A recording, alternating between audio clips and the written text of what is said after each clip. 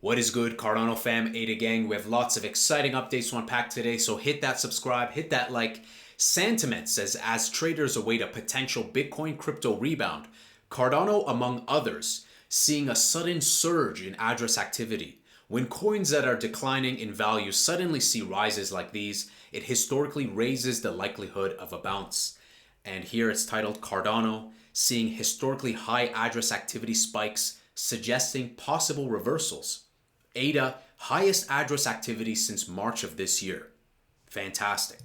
Speaking of fantastic, it's great that Alex Becker continues to let Cardano ADA live rent-free in his head. His cheeky comedy, it feels like every other day he's talking about Cardano in a video or in a tweet. This was literally less than an hour ago. So whether he has a bag or not, guys, I want to remind you to thank Alex for letting Cardano ADA live rent-free in his head. Almost 2.4 million SNEK got burnt. And I think that our prediction was correct, guys. We predicted that SnekDotFun will be the dominant name as a pump fund alternative on Cardano. And I think SNEK will continue to be a blue chip, a staple name, the top meme CNT, and it's proving itself. SnekDotFun and Splash flipped all other DEXes in unique wallets trading in the last 7 days, which is very impressive. And DexHunter users are praising the user experience now because Splash swaps execute pretty much instantly. Good job, team. Now, whether instantly on-chain or not, I think UX is something that's very, very key. Why? Because a good user experience to provide instant finality of a transaction, these swaps, it's so important to provide a good UX on web and mobile. And we see that with even Web 2. For instance, when you use a website like Best Buy, as a web UX designer myself, there's a term called skeletal loading. And skeletal loading is when you see like stuff still loading or the perception of a website being fast and rapid as stuff is loading in the background. So whatever Splash is doing, whatever other platforms like Saturn Swap are doing to kind of bridge the gap and give a speedy experience to the user, the front end, that is great. So it's fantastic to have a modern, rapid, fast UX UI. I love to see these daily updates with Splash, with DexHunter, and many others. We didn't have any of these platforms in the previous bull run, so very exciting times. Market cap charts are coming to DexHunter, the aggregator. So again, new updates almost like on a daily basis. And I think all of these platforms will play a big role when we get closer to alt season. USDM, Liqwid Labs, one of the guys bringing us one of the best, arguably, ETPs on Cardano. USDM market listed on Liqwid. We're excited to announce USDM, the Cardano native fiat-backed stablecoin, is now available for lending and borrowing on our platform. You can now supply, borrow, and earn rewards with USDM starting today. This is fantastic. I think stablecoins, some people love to FUD stablecoins, but I see a need for USDM. I see a need for lending and borrowing. And I think some people give pushback to Tether and Circle, but I think we need those as well. And I'm glad that Cardano Yoda and many others see the need for Circle USDC and Tether USDT. Tired of being rejected because, quote unquote, we only support EVM? Our new EVM emulation puts an end to this, says Sebastian. Easily generate an EVM-compatible wrapper for your non-EVM dApp using Paima Engine. Now, I believe this is in beta right now, but it's fantastic. So if you're a developer, this may interest you. Paima Engine is a framework that allows you abstract multiple chains into a single app. You can combine many things together, including multiple EVMs, non-EVMs, ZK, and more. So I love these efforts to kind of simplify and allow some congruency and cohesiveness. Paima has the power to do this because it's an app-specific roll-up framework allowing you to customize exactly how the aggregation works. We support multiple stacks, including EVM, Cardano, Midnight Network, Mina Protocol, and many others, more to come. And this is a beta release, but do check this out if anything interests you guys. Everything's always linked below in the video description. Great post by Mintern, day 6 of bull posting. Now, Mintern saying study Dedium. Why? Because, well, you can monetize idle GPU. They just stealth launched an app, yes, and their website looks superb. Use the power of your idle GPU for AI rendering workloads and earn DEDI. Now, I've said this before, their collaboration with Huawei increasing the amount of utility. I think that their branding, their product market fit is fabulous. And I see them almost like the little brother to Render Network, but Cardano's version. And in the past, I saw how there's a bunch of utility in terms of like renting hardware, yourself leasing your hardware to others who want that hardware, designing chatbots, a variety of stuff with large language models and whatnot. So I think that there's a lot of potential with Dedium, and I'm excited to see what they do in terms of utility. And this is a fantastic. Why Dedium? Scalable, cost-effective, get rewarded, and much more. So privacy, robust encryption protocols to protect user privacy and confidentiality. Scalable infrastructure to accommodate growing computational rewards. Cost-effective, maximizing computational output while minimizing operational expenses. Get rewarded with DEDI as rewards, receiving a portion of your expenditure back. API, streamline GPU resource management and allocation. GPU at work, monetize your unused GPU resources with Dedium. SDK, an SDK to build custom applications and solutions. Finally, security, multi-layered security mechanisms. And this is a great website. I really like it a lot. And very nice. Looks like the team's all doxed and whatnot. I haven't done a deep dive, but everything I've seen in terms of their communication on Twitter and just the branding alone, I think this is another blue chip and a very short white paper. It's only 10 or 11 pages long. And I think this will join the likes of World Mobile and many others in terms of like a key brand and a blue chip on the Cardano ecosystem. I like that. I think that decentralizing GPU compute power, which the demand for compute power is only going to go up with machine learning and whatnot, it's going to only increase. Now, I want to show you guys another angle of Google Analytics. With Google Trends, we checked it out yesterday, how Cardano was being searched the year of 6 times more than Polkadot and 4 times more than Toncoin, I believe. But let's put it against some others, right? Some people were like, oh, you're cherry picking. Well, let's take a look at some others above and below, right? So this is Cardano, Bitcoin Cash, Chainlink, Ethereum, and Solana. And we're looking at the new year, 2024, up until today, YouTube searches. Okay, so these are YouTube searches. Now, you can see that on average, 5x more than Bitcoin Cash and 3x more than Chainlink. So people are searching. Now, obviously, yes, Ethereum and Solana definitely slam dunking, almost 2x Ethereum versus Cardano. And again, a little bit more than 2x Solana searches, but it's not dead. If it was dead, it would be lower than Bitcoin Cash. It would be lower than Chainlink. And clearly, when you zoom in, you see areas where they almost like exchange. You can come over here to June, right? And we see that Cardano going neck and neck with Ethereum, Solana. And so in times they're going to be overlapping. So people talk about it, whether it's Alex Becker letting it live rent-free or Ben, he's letting it live rent-free in his head. And this shows us that we don't need to rely on, trust me, bro, the project sucks. People are lazy. They don't want to do the research of the qualitative research like this and pull up free tools like Google Trends. It's okay. That's why we have Angry Crypto. As a UX researcher, we can simply look at analytics to see that no, people do search. And there are times where all throughout the year, it's high. It's higher than projects above and below. And with projects that are dominating like Ethereum and Solana in market cap, sometimes during the year, they go neck and neck. Here, there's as much searches on June 18th, just a few months ago, exactly the same as Ethereum. 18 times, sorry, not 18 times more, but 13 times more than Bitcoin Cash and almost 4 times more than Chainlink at that time, that little timestamp there. So while clowns make Chang react hard fork as they read their own tweet and they have a disingenuous title that's based in emotional impulse, we can trust the data. Don't trust the trolls, trust the data, guys. So I love to show you guys different angles. Now, I want to say that before we jump into Cardano Yoda's tweet, there's a lot of drama going on with Levy and Avatar Nick.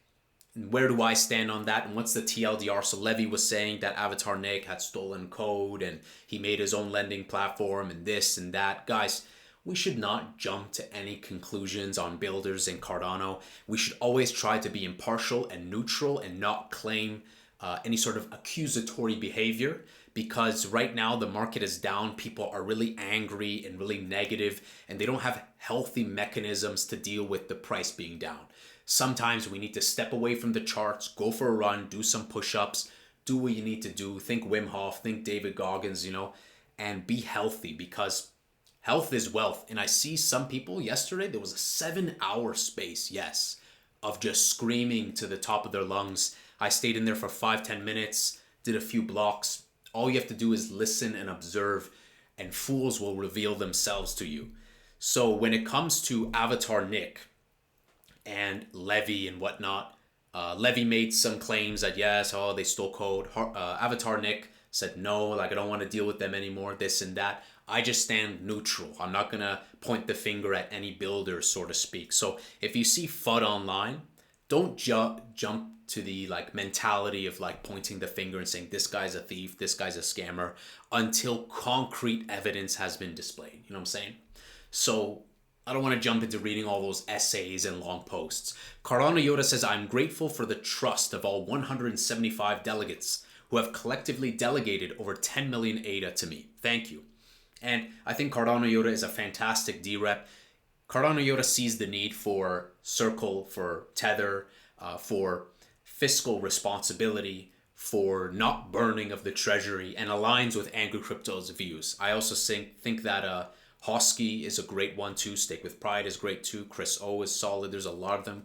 Crypto Crows is a very solid individual. There's a lot, but I would say that Cardano Yoda and Hosky will probably be my two. I definitely can easily recommend. Speaking of Hosky, how to delegate to a DRep using Gov Tools. It's a very simple tutorial. Connect your wallet, go to DRep directory, search for your DRep, click delegate, next to their name, sign the transaction. Now, Handle also has been doing their sub-handles they released, and I saw an update saying that they're going to soon allow the sub-handles to attach your DRep ID to, so hopefully we can simplify DRep IDs as well. And finally, let's read this great post by Rick regarding preferred goals for DReps to advocate for as follows. Cardano Dominance. Ensure Cardano remains a dominant and competitive blockchain platform in a rapidly evolving space, adapting to the ever-changing needs of users and businesses. Yeah, pretty sensible. Good UX. Simplify the onboarding process and improve ease of use to ensure that users can quickly and easily engage with Cardano's ecosystem. Something very underrated, guys. It's critical. As a certified UX designer, the amount of UX fails I've seen, the amount of stuff people are writing a 5,000 page essay, or just bad color use, bad design. It looks like it's something out of the 90s. That's why I really commend the guys with SnekFun and the guys with Splash and Saturn Swap and all these, because they're doing proper user experience. L1 scalability. Improve the scalability of Cardano L1 to handle more transactions quickly and efficiently. Developer tooling. Enhance developer tools and resources to streamline the development process on Cardano. Makes sense. Economic prosperity. Drive economic growth by encouraging adoption, increasing transaction volume, and addressing the operational needs of businesses on Cardano. Financial sovereignty. Enable self-sovereign applications such as peer-to-peer payments and decentralized banking, among others, that give individuals greater control and freedom over their financial assets. That's pretty based. Finally, sustainability. Support organizations, developers, and contributors with a proven track record who have demonstrated consistent delivery and long-term commitment to the Cardano ecosystem. I just thought of 3 UTX no.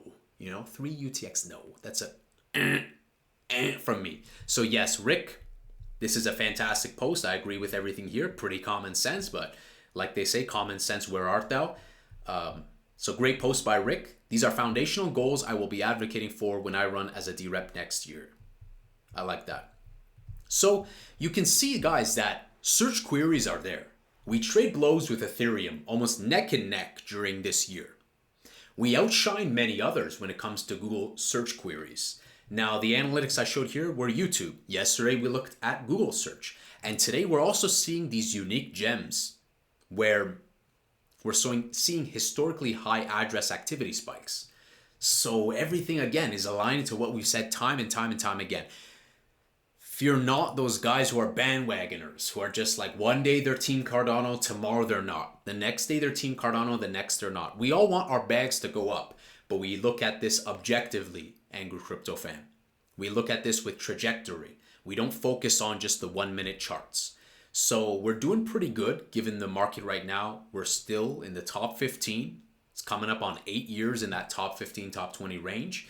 And I think that we still have some downside volatility to go, being that we're going into the election. I think post-election is when we'll start to see the beginning of the alt season. But up until that point, I think we're going to still need to see that max FUD. If we had a volume knob for the amount of FUD and 10 was maximum FUD, I think we're at like 7 right now. So we haven't reached maximum FUD. When we reach maximum FUD, Bitcoin global search will go down. I think Bitcoin dominance will climb up higher. We'll reflect that in a price going down maybe to the 29-cent range. And I still think this is a good buying opportunity, but I will continue to watch. Why? Because I like to take my time. I don't want to rush. It's good to train the no muscle. And I think that we may start to enter these ranges again of like the 25, 27, 29-cent range.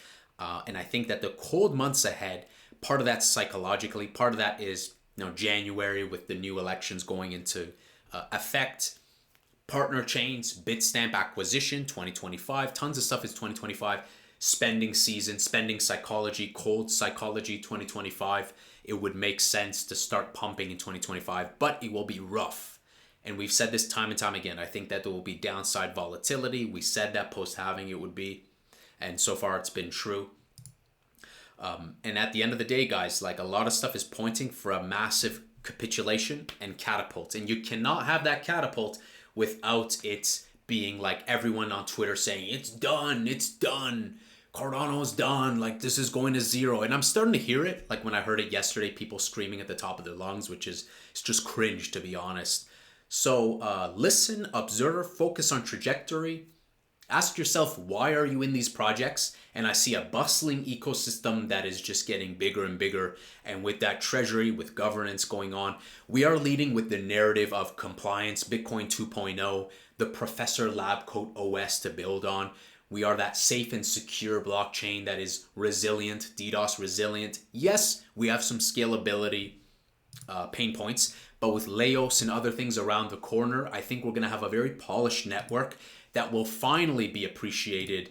But before we send it, it's going to get that max FUD. And I don't think that max FUD is in yet. I think we still have September, October, November, and things could get a little frisky before we start sending it, which is to be expected.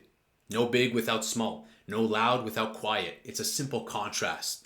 So at the end of the day, guys, let me know what you think. What are you most excited for? Were you surprised to see that there are basically some areas too where Cardano trade blows with Ethereum and is matching it in terms of search queries on YouTube?